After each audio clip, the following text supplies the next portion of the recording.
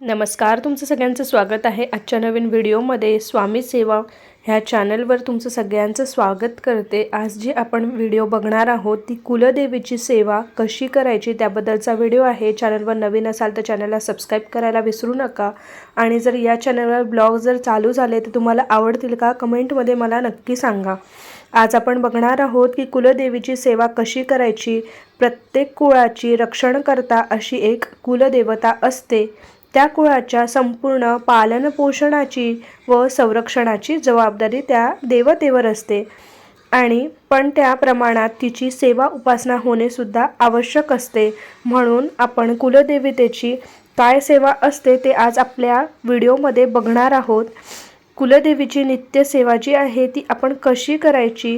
कुलस्त्रीने मंगळवार किंवा शुक्रवारी उपवास रोज करून मंगळवार आणि शुक्रवारी उपवास करायचा आहे आणि रोज सप्तशतीचा अध्याय जो पहिला आणि दुसरा आहे तो वाचायचा आहे।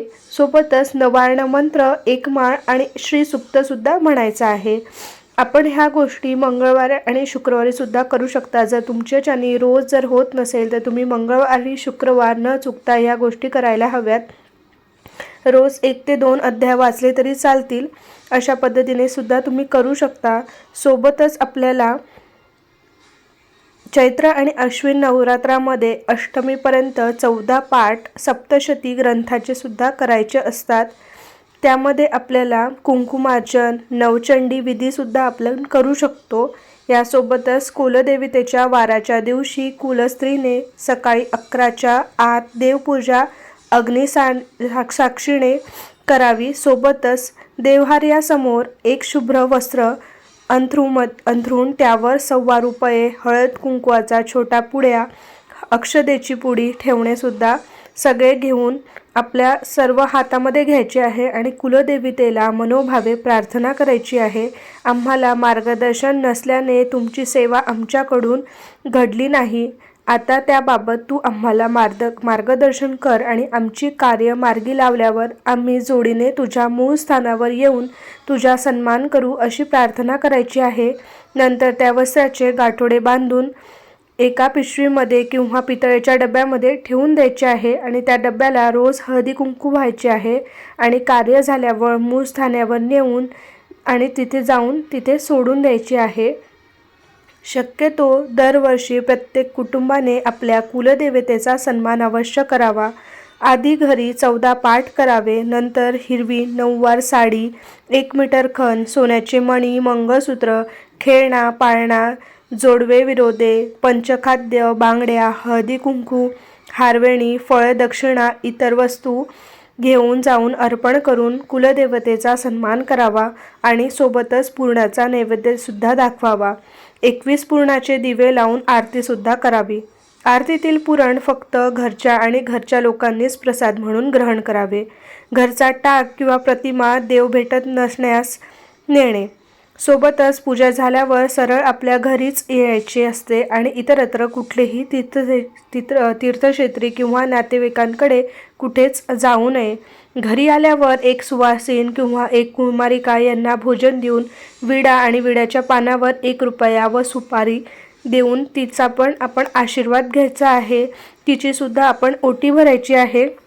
बरोबर नेलेल्या घरच्या देवीला मंगळवारी आणि शुक्रवारी पाहून पुरणाचा नैवेद्य देऊन यात्राची सांगता करायची आहे। अशा पद्धतीने आपण आपल्या कुलदेवीची पूजा अर्चना नित्यसेवा करू शकतो आणि आपण वर्षातून एकदा ह्या गोष्टी करायला हव्या। कुंकुमार्चनचा जो विधी असतो त्यामध्ये आपल्याला 300 ग्रॅम हळकुंड विकत आणून दळून घ्यायचे आहे। त्यामध्ये चुना लाल रंग येईपर्यंत घालायचा आहे आणि लिंबू पिळायचे आहे। याप्रमाणे आपण हळदी आणि हे सुकवायला ठेवायचे आहे सावलीमध्ये। अशा प्रकारे तुम्ही घरच्या घरी कुंकू तयार करू शकता। तुम्हाला पुन्हा एकदा सांगते 300 ग्रॅम हळकुंड विकत आणून आपल्याला दळून घ्यायचे आहे। दळून झाल्यानंतर त्यामध्ये चुना लाल रंग येईपर्यंत टाकायचा आहे आणि चुना टाकल्यानंतर त्यामध्ये लिंबूसुद्धा पिळायचे आहे। अशा प्रकारे आपल्याला हे बनवून सावलीमध्ये वाळवून घरच्या घरी कुंकू तयार करायचे आहे। ह्याला शुद्ध कुंकू, हळदीने बनवलेले कुंकू असे म्हणतात। 14व्या पाठाच्या वेळी वाचताना प्रत्येक ओवीनंतर नमः म्हणून 5ही बोटांनी फोटोवर अथवा टाकावर कुंकू व्हायचे आहे।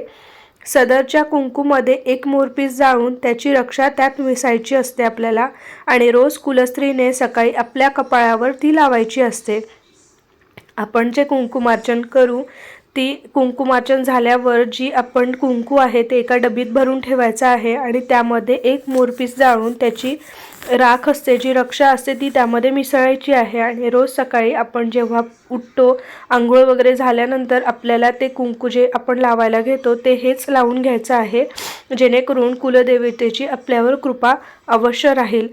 नंतर आपल्याला आपली जी कुलदेवता आणि कुलदेव असतात ते आपल्याला जीवनामधील सर्व प्रकारच्या अप्रिय घटनांना टाळण्यास मदत करत असतात। त्यांच्या पूजेचा लाभ वंशजांनाही आशीर्वाद स्वरूप मिळत असतो। त्यामुळे कुलदेवता किंवा कुलदेवी पूजेचे रूप म्हणजेच देव आणि देवींची ओळख जी असते ती असते।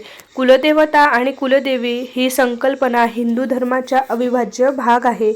कुलदेवता आणि कुलदेवीची पूजा जीवनातील सर्व प्रकारच्या अप्रिय घटनांना टाळण्यास मदत करते। सोबतच त्यांचे पूजेचे रूप म्हणजे देवदेवतांची ओळख। देवतेकडून आशीर्वाद मिळाल्यानंतर पूर्वज आणि देवीच्या विशिष्ट रूपाची पूजा करू लागतात।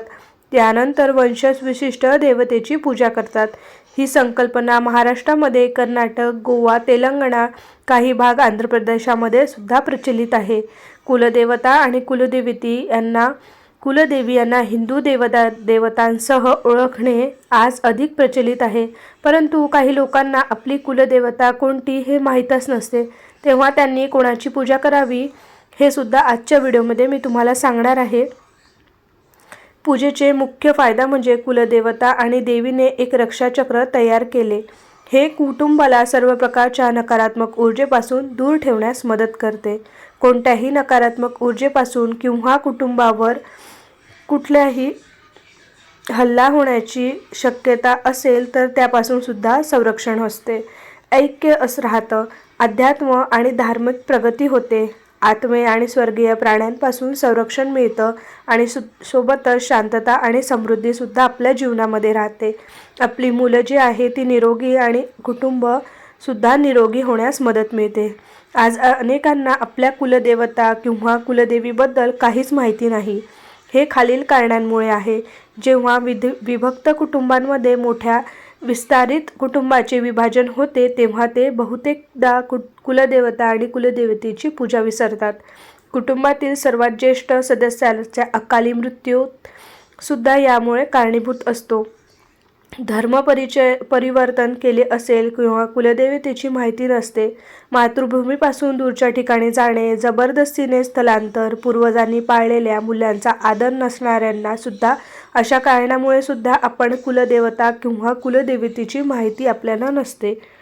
कुटुंबामध्ये अपघात, अकाली मृत्यू, घोटाळा, संपत्तीची हानी, प्रगतीचा अभाव, कायदेशीर समस्या, मुलांचे वाईट मार्गाला जाणे, कुटुंबातील सदस्यांमध्ये वाद आणि अशा अनेक समस्या ज्या येतात त्या सुरुवातीच्या काळात कुटुंबामध्ये कोणतीही अडचण येणार नाही, कारण पूर्वजांनी जास्त काळ पूजा केली असेल। परंतु कुलदेवतेने दिलेले संरक्षण संपल्यानंतर 6 वर्षांनी समस्या सुरू होतात। केवळ नियमित पूजा केल्याने कुलदेवतेची शक्ती मजबूत होऊ शकते। तुमची कुलदेवता आणि कुलदेवी तुम्हाला माहीत नसेल तरी पूजा करताना आपल्या पूर्वजांची मनामध्ये प्रार्थना करावी, श्राद्धविधी न चुकता करावी, वर्षातून एकदा अन्नदान करावे, गायी आणि इतर प्राण्यांना चारा अन्न खाऊ घालावे, पिंपळ किंवा कडुलिंबाचे झाड अवश्य लावावे। सोबतच आपल्या कुलदेवतेचा जो वार आहे त्या दिवशी उपवास हा नक्की करावा, त्यामुळे खूप फायदा होतो।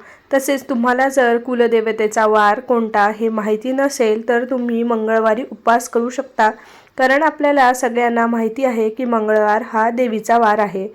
आपल्या कुलदेवतेचा मंत्र जप सुद्धा दररोज केला पाहिजे, जो जप 1 माळ तरी केला पाहिजे। जर आपली कुलदेवता कोणती हे जर माहितीच नसेल तर तुम्ही श्री कुलदेवताय नमः असा मंत्रजप नियमित करू शकता. कुलदेवतेची मूर्ती असेल किंवा कुलदेवतेच्या देवीची किंवा देवतेची मूर्ती असेल तुमच्या देवघरामध्ये असायलाच पाहिजे किंवा रोज त्या मूर्तीचे पूजन सकाळी संध्याकाळी झालेच पाहिजे. खास करून विवाहित महिलांनी कुलदेवतेची मूर्ती स्थापन करावी आणि कुलदेवतेची रोज पूजा करावी. कुलदेवतेचा मंत्रजपसुद्धा त्यासोबतच करावा पूजा करताना. आणि वर्षातून एकदा तरी संपूर्ण कुटुंबांनी आपल्या कुलदेवतेचे दर्शन घेणे हे अनिवार्य असते. आणि आपल्या विवाहित महिलांनी कुलदेवतेचे दर्शन घेतल्यानंतर कुलदेवतेची साडी देऊन ओटी अवश्य भरावी. कुलदेवतेच्या या 4 गोष्टी अवश्य केल्याने तुमच्या कुटुंबातील कुठलीही संकट जे आहे ते तत्काळ नष्ट होण्यामध्ये मदत नक्कीच मिळेल. व्हिडिओ कसा वाटला जरूर कमेंटमध्ये सांगा. आणि तुम्हीसुद्धा तुमच्या कुलदेवतेची पूजा करताय ना हे सुद्धा नक्की सांगा. आणि कुलदेवता माहीत नसेल तर ज्या मी गोष्टी सांगितल्या आहेत त्या अवश्य तुम्ही करू शकता, जेणेकरून तुमच्यावर सुद्धा कुलदेवतेची कृपा होण्यास मदत मिळेल. धन्यवाद. श्री स्वामी समर्थ. जय जय स्वामी समर्थ.